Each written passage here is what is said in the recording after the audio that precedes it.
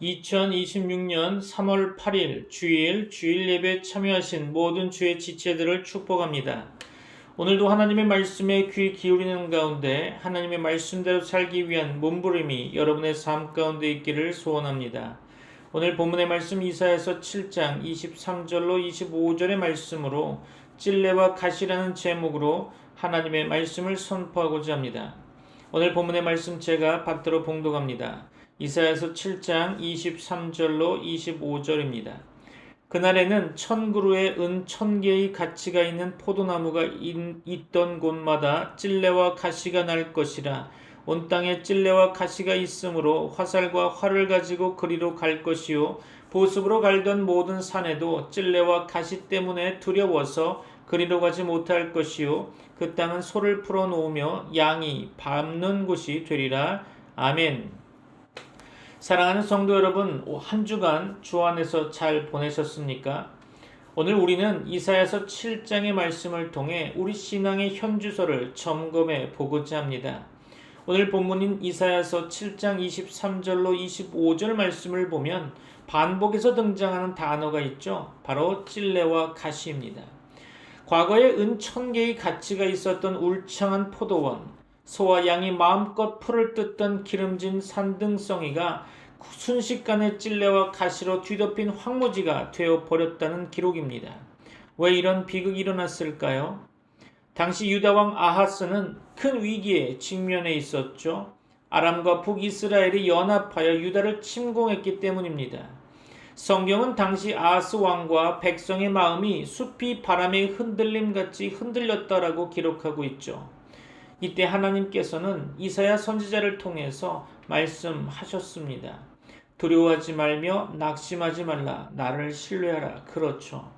하지만 아하스 왕은 하나님 대신 당대 최강국이었던 아수르를 의지하는 정치적 계산기를 두드리고 있었죠. 눈에 보이지 않는 하나님보다 눈에 보이는 강력한 군대를 선택했던 것입니다. 그 결과는 참혹했죠. 도움을 줄 알았던 아수르는 오히려 유다를 집어삼키는 가시가 되었고 축복의 땅은 돌보지 않아 찔레만 무성한 폐허가 되어버렸습니다. 가장 풍요로워야 할 곳이 가장 쓸모없는 곳으로 변해버린 것, 이것이 심판의 핵심이었죠. 이 말씀은 오늘날 우리에게도 뼈아픈 질문을 던지고 있습니다. 우리는 아하스 왕의 실수를 비웃지만 사실 현대 기독교인들도 이와 똑같은 영적 실수를 반복하고 있지 않습니까? 첫째로 살펴볼 것은 신뢰의 대상을 혼동하고 있다는 것입니다. 우리는 입술로는 주님만이 나의 힘이라고 고백하지만 실제 삶의 위기 앞에서는 통장 잔고 그리고 인맥 혹은 자신의 경험을 먼저 의지하고 있죠. 하나님을 여러 옵션 중 하나로 전락시키는 순간 우리 마음의 포도원에도 찔레가 자라기 시작한다는 것입니다. 둘째로 살펴볼 것은 관리하지 않는 신앙의 방치이죠. 오늘 본문의 말씀 25절 말씀을 보면 보습으로 갈던 모든 산도 가시 때문에 가지 못하게 되었다고 기록되어 있죠. 신앙은 한때의 은혜로 유지되는 것이 아니라 날마다 보습으로 마음밭을 가는 경작이 필요한 것입니다. 그러나 현대인들은 바쁘다는 핑계로 기도의 보습, 말씀의 보습을 놓아버렸던 거죠. 정성스럽게 가꾸지 않는 마음밭에는 반드시 세상의 염려와 유혹이라는 가시가 돋아나게 되어 있습니다. 셋째로 살펴볼 것은 본질보다 환경에 집중하고 있다는 거죠. 우리는 환경이 좋아지면 신앙도 좋아질 것이라고 착각합니다. 하지만 이사야 선지자는 경고하고 있죠. 아무리 은 1000개의 가치가 있는 포도원이라 할지라도 하나님과의 관계가 깨지면 그것은 가시밭이 될 뿐이라는 것입니다. 문제는 환경이 아니라 하나님을 향한 절대적인 신뢰가 사라진 우리의 중심이라는 거죠. 사랑하는 성도 여러분, 오늘 본문에 나타난 찔레와 가시는 단순히 농사를 망친 이야기가 아닙니다. 그것은 하나님을 떠난 인간의 영혼이 얼마나 황폐해질 수 있는지를 보여주는 엄중한 경고이자 다시금 하나님께로 돌아오라는 간절한 부르심인 거죠. 이제 본문을 통해서 우리 마음속에 자라난 찔레와 가시를 어떻게 걷어내고 다시금 하나님의 풍요로운 산으로 회복될 수 있을지 구체적으로 은혜를 나누고자 합니다. 사랑하는 성도 여러분, 은천계의 가치가 있던 귀한 포도원에 왜 하필 찔레와 가시가 돋아났을까요?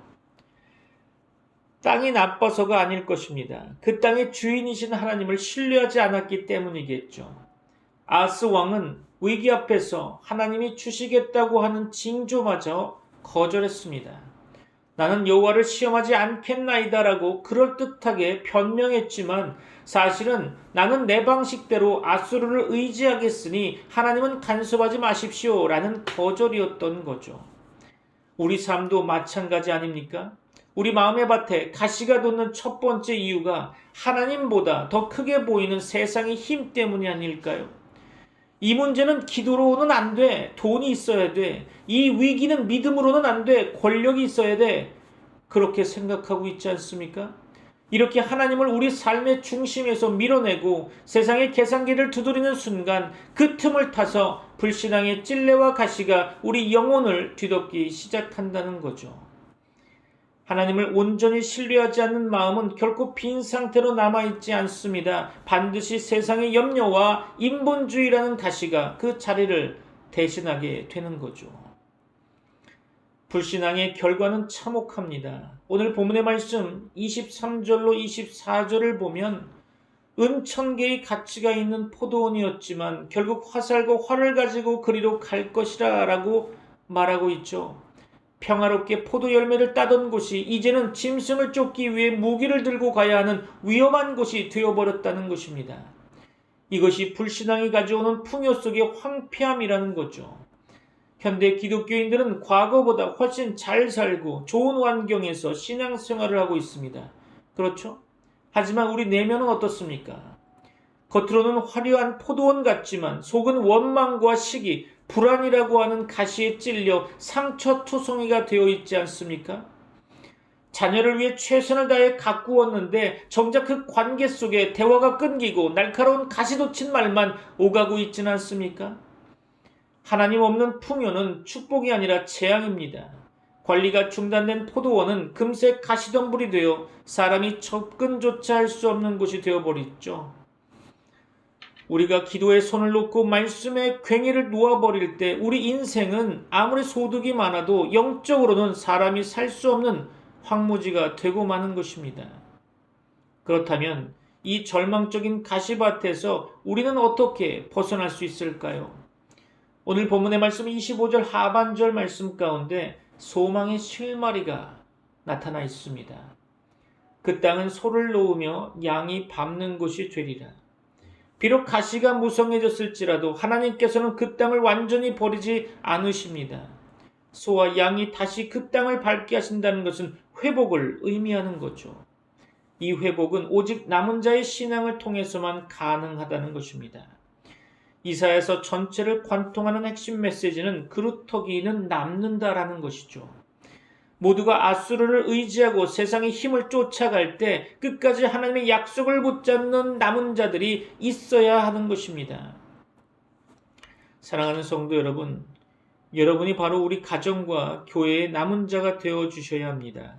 찔레와 가시를 걷어내는 방법은 다시 예배의 보습을 드는 것입니다. 굳어진 마음밭을 기도의 눈물로 적시는 것입니다. 세상의 소리보다 하나님의 세밀한 음성에 귀를 기울이는 것입니다. 우리가 다시 하나님을 전적으로 신뢰하기 시작할 때 성령의 불이 우리 마음의 가시덤불을 태우실 줄 믿습니다. 그리하여 찔레와 가시가 가득했던 우리 인생이 다시금 소와 양이 평화롭게 풀을 뜯는 여호와의 동산으로 회복되는 역사가 일어날 것입니다. 이제 말씀을 마무리하려고 합니다. 우리 인생의 포도원을 한번 돌아보는 시간 되길 바랍니다. 혹시 주님 주신 은혜의 땅을 가시밭으로 방치하고 있지는 않습니까? 사랑하는 성도 여러분, 오늘 우리는 이사야서 7장의 말씀을 통해 우리 마음의 밭을 돌아보는 시간을 갖고 있습니다. 한때 은천개의 가치가 있었던 그 풍요로운 포도원이 왜 찔레와 가시가 가득한 황무지가 되었을까요? 그것은 땅의 문제가 아니라는 거죠. 위기의 순간에 하나님 대신 세상의 힘을 의지했던 아하스 왕의 불신앙 때문이었고, 은혜의 땅을 기도로 가꾸지 않고 방치했던 영적 게으름 때문이었다는 것입니다. 우리 인생도 마찬가지죠. 하나님을 내 삶의 주인으로 모시지 않고 내가 주인 되어 세상을 쫓아갈 때 우리 마음에는 평강 대신 불안의 가시가, 감사 대신 원망의 찔레가 돋아나게 되는 것입니다. 그렇다면 이제 우리는 무엇을 해야 하겠습니까? 오늘 본문의 말씀 25절을 다시 한번 기억하시기 바랍니다. 보습으로 갈던 모든 산이라고 했죠. 가시를 몰아내는 유일한 방법은 다시 보습을 들고 다시 쟁기를 들고 땅을 가는 것입니다. 오늘 여러분에게 제안하는 마음의 가시를 뽑아내기 위해 결단해야 할 한 가지는 바로 매일 아침 기도의 보습을 드는 것입니다. 기도의 쟁기를 드는 거죠. 사랑하는 성도 여러분, 농사꾼이 하루라도 밭에 나가지 않으면 잡초가 자라듯이 우리 영혼도 기도로 갈지 않으면 순식간에 세상 걱정이라는 가시가 돋아나게 됩니다. 자녀 걱정 때문에 잠 못 이루는 밤이 있습니까? 건강 문제로 마음이 무겁고 날카로워져 있습니까? 누군가를 향한 미움이 가시처럼 돋아나 스스로를 찌르고 있습니까? 그 가시를 내 힘으로 뽑으려 하지 마십시오. 그저 주님 앞에 무릎 꿇으시기 바랍니다. 주님, 내 마음의 밭이 황무지가 되었습니다. 다시 오셔서 나를 다스려 주시옵소서. 세상의 앗소르가 아니라 오직 주님만 의지하겠습니다. 라고 고백하는 시간 되기를 바랍니다. 여러분의 눈물이 기도의 보습이 되어 굳어진 마음을 갈아엎을 때 성령의 불이 그 가시덤불을 태우고 다시금 은혜의 싹을 틔울 것입니다. 이제 말씀을 마무리합니다. 찔레와 가시는 심판의 상징이지만 하나님은 그곳을 다시 소와 양이 밟는 곳, 즉 생명이 생동하는 땅으로 바꾸기를 원하십니다. 하나님은 결코 우리를 포기하지 않으십니다. 오늘 이 시간 우리 마음속에 숨어있는 불신앙의 가시를 주님 앞에 다 내어놓으시기 바랍니다. 그리고 다시금 하나님만을 전적으로 신뢰하기를 주 예수 그리스도 이름으로 결단하시기 바랍니다. 우리가 기도의 모습을 들고 주님께 나아갈 때 찔레와 가시로 가득했던 우리 삶의 현장이 은혜의 포도원으로 축복의 푸른 초장으로 변화될 줄로 믿습니다. 이 놀라운 회복의 역사가 오늘 예배드리는 모든 성도님들의 삶과 가정 위에, 직장과 사업 현장 위에 충만하시기를 주 예수 그리스도 이름으로 축원합니다. 기도하겠습니다. 사랑의 주님, 우리 마음밭을 돌아봅니다.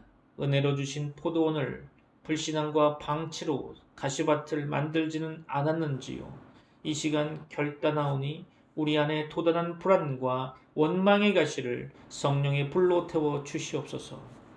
다시 기도의 보습을 들어 우리 영혼을 갈아엎게 하시고 오직 주님만 신뢰하는 남은 자의 삶을 살게 하여 주옵소서.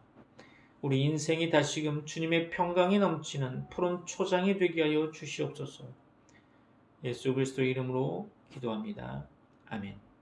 지금은 우리 주 예수 그리스도의 은혜와 하나님의 사랑과 성령님의 교통하심이 트리니티 미라클 교회 모든 권속들과 세계 교회 위에 이제부터 영원까지 함께 있을지어다.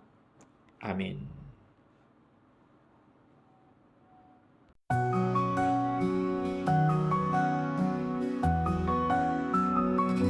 하늘에 계신 우리 아버지, 주 이름 거룩히 여김 받으사 주의 나라 임하시며 주의 뜻 이루어지리. 땅에서도 하늘과 같이 주의 기도 주의 사랑 우리에게 날마다 일용할 양식 주시고 주의 기도 주의 은혜 우리 죄를 사하시며 우리를 지키소서.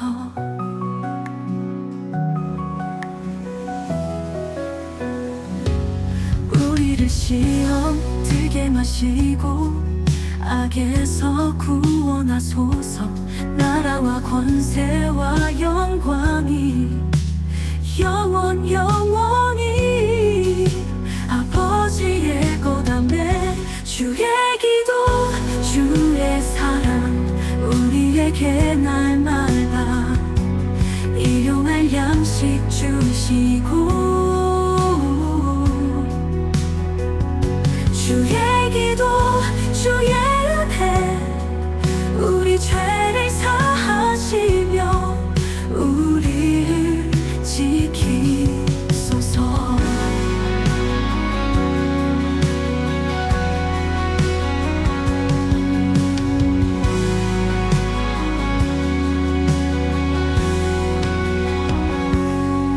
주의 이름 높이며 주의 길 따르리. 영원히 주를 찬양하며 우리 주께 기도하리.